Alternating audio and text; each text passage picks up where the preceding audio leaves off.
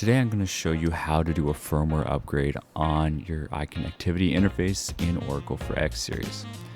This is going to look slightly different based on the connection that you have in Oracle for X series. Each interface has a specific USB port that it must be connected to.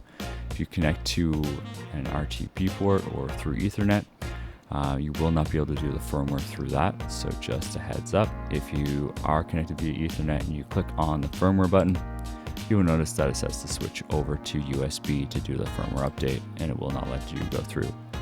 Likewise, if you're connected to the wrong USB port, it will tell you which the correct one is, and it will kick you back out. So on the MIDI 4 Plus here, I'm connected to the wrong port for firmware upgrades. So if I click on firmware, it says, please connect this device to USB port 3. The port's on the back of the MIDI 4 Plus. So I'm connected to one of the front ones, so it gave me that error and kicked me out.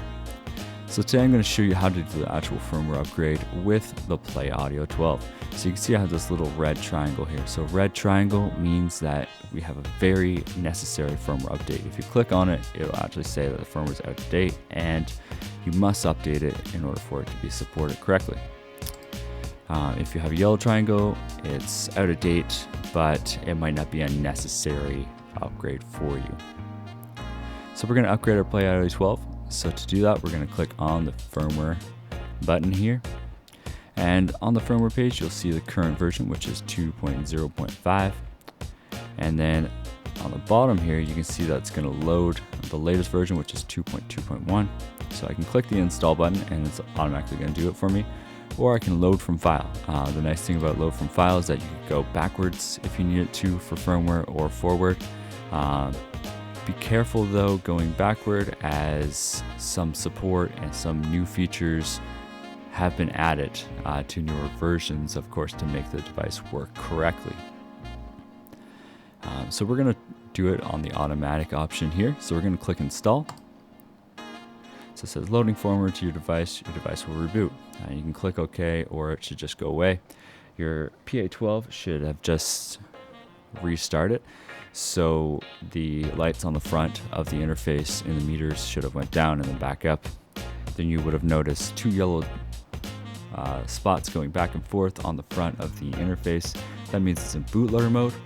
And then when it's loading the firmware, you also see a green LED going and the two yellow ones almost going solidly because it's transferring a lot of data over to it for upgrading the firmware. Once the firmware is upgraded, it's going to do a restart on the device, and then it will show back up in Oracle for X series. This shouldn't take too long. It depends on the interface. A Mio XL will take a little bit longer as it has more ports than, say, a Mio 2, which only has a few. Overall time should be about a minute or so. I'm actually going to let it run all the way through on this video, just so you can see how quick that normally is. So it's restarting right now, the Play Audio 12, and we should see it show up.